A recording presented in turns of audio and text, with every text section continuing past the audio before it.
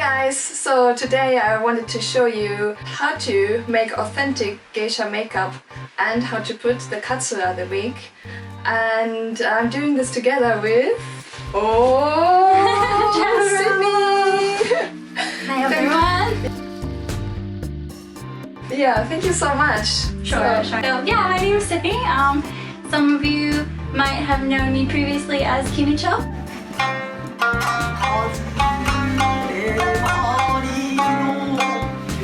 I was training to be a geisha here in Tokyo.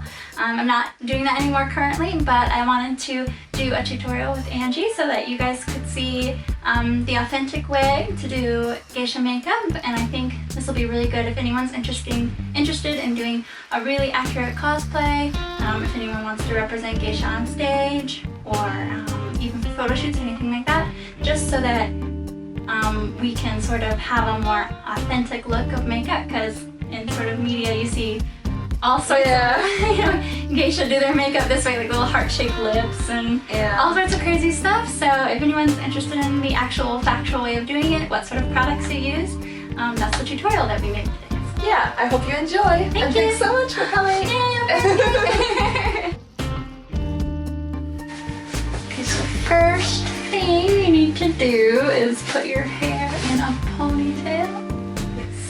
Kind of depends on how much hair you have. Your hair is pretty long, so it's got kind of a lot of volume, so it should be about halfway the height of your ears is where the base of the ponytail should be. Okay, and then you need to use this type of clip, and you're going to pin up the ponytail, and you want to make the base of the ponytail as flat as possible because you don't want to have a lot of bulk. The pin in as close to the hair elastic as possible, and try to get all of the hair in it without the pin sticking out a bunch on the opposite side. So now we're going to take one of these wig nets. It's just kind of, I think it's just a standard wig net. It's got holes on both sides and elastic on one. Take the wig net and kind of put it on your hands like this and slip it over your whole head all the way down to your neck. And you just tuck your hair all the way around into it.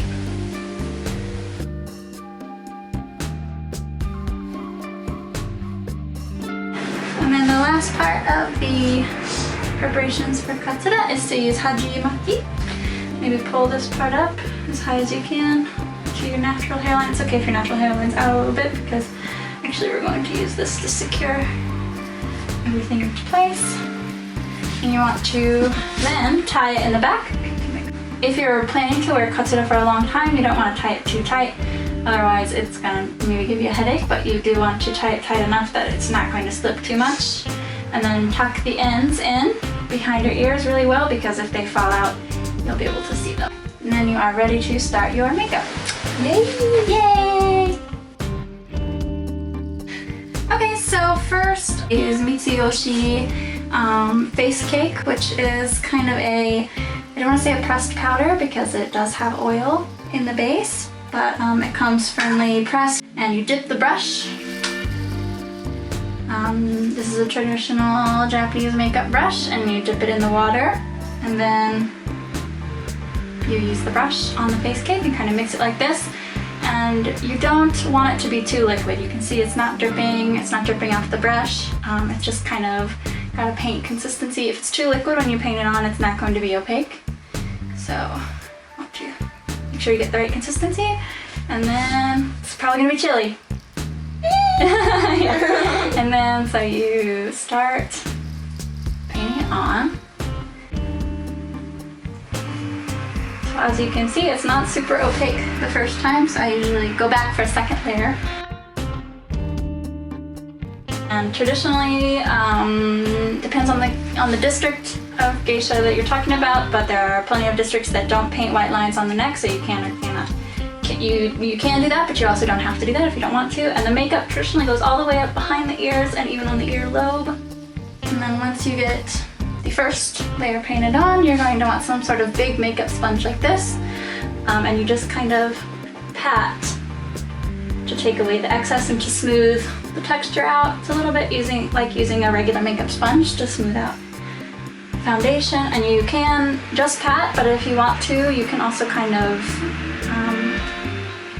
swipe, and that swiping motion will spread the white a little bit. So again, like I said, that's a little bit light, so I'm gonna go back in with a second layer to get a more opaque white coverage.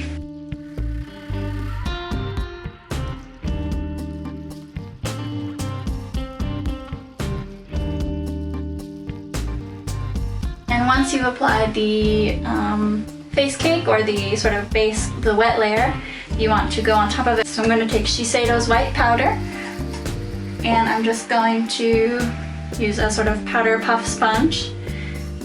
And if you want, you can apply it really liberally, or you can use just a little bit. It depends on your skin texture, how the powder sits on your skin. Different brands of powder also sit differently on the skin, so you'll just have to see what look you prefer. So you can see the white powder is quite opaque.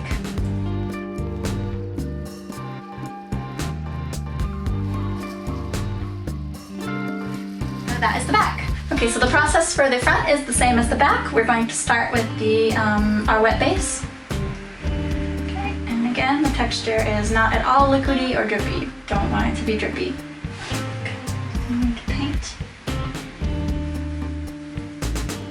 I feel so naked without my tattoo necklace.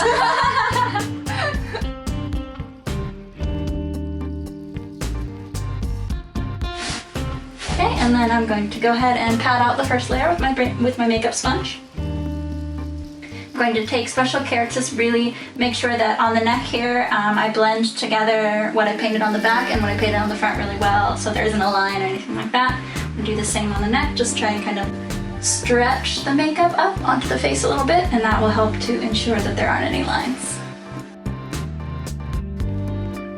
Okay, again, that's a little light, so I'm going to go ahead and do another layer. It's kind of personal preference how opaque the white is. Some people prefer it to be a little bit less opaque. Some people like it to be really thick. That's just sort of personal preference. Dab it on, I say. I like it really thick personally, so.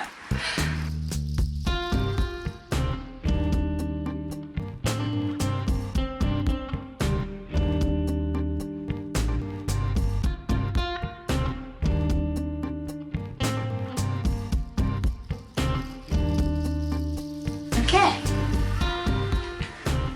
so now I'm going to do the face, and you're going to want to keep your eyes closed the whole time you're painting your face. If you're doing it yourself, you really want to make sure to get sort of in the crevices in your eyes and around your nose and in this area of your chin, because those are going to be areas that your brush might skip over, and you're going to want to make sure that you get the makeup blended into there, or else there are going to be spots that are left that look a little bit weird when it dries. Since this makeup is oil-based, it's really hard to correct a mistake that you make.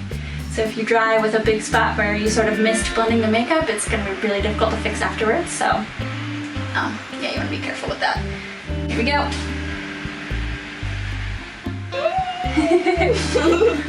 Feels weird, right?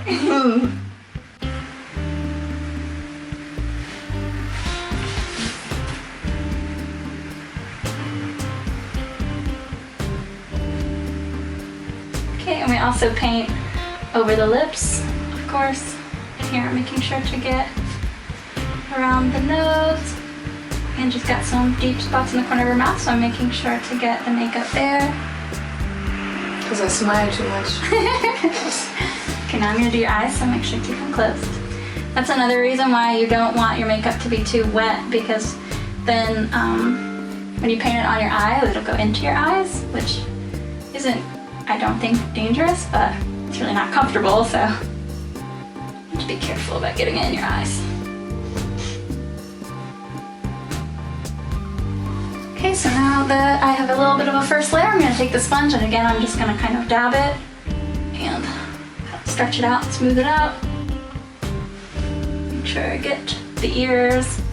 Make sure I'm blending it, like I said, around the mouth, into the areas around the nose. Sorry.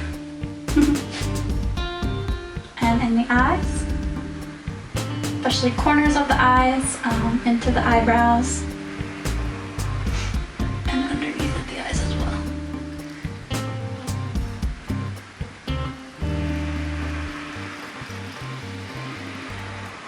Usually when I would do this makeup myself, I would make sure to sort of dab my eyes out first just to get any extra moisture, because you can open your eyes as soon as the extra moisture is gone, because there's no really worry that it'll go into your eyes after you've gotten the moisture out. Now I'm going to do a second layer.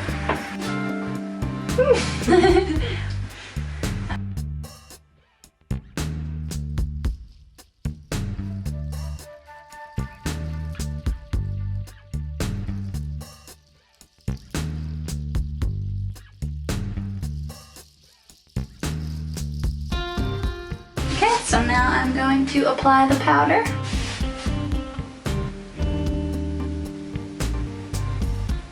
I like to, when I was applying on the neck, I like to apply in really kind of broad strokes, but on the face I like to take a little bit more time to use just a small area of the sponge and really make sure I get in all of the little spaces.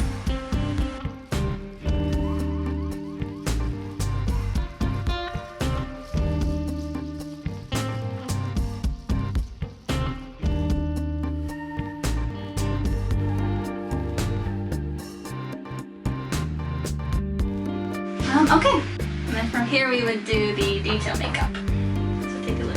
That's just the white, so it doesn't... Okay, I'm scared. No, it's okay. Wow! Amazing. It's hard to tell before you do the details. But... Now you can see all the wrinkles. Oh my god! You don't notice it so much when it's other people, but once you put the red makeup there, you won't notice it so much.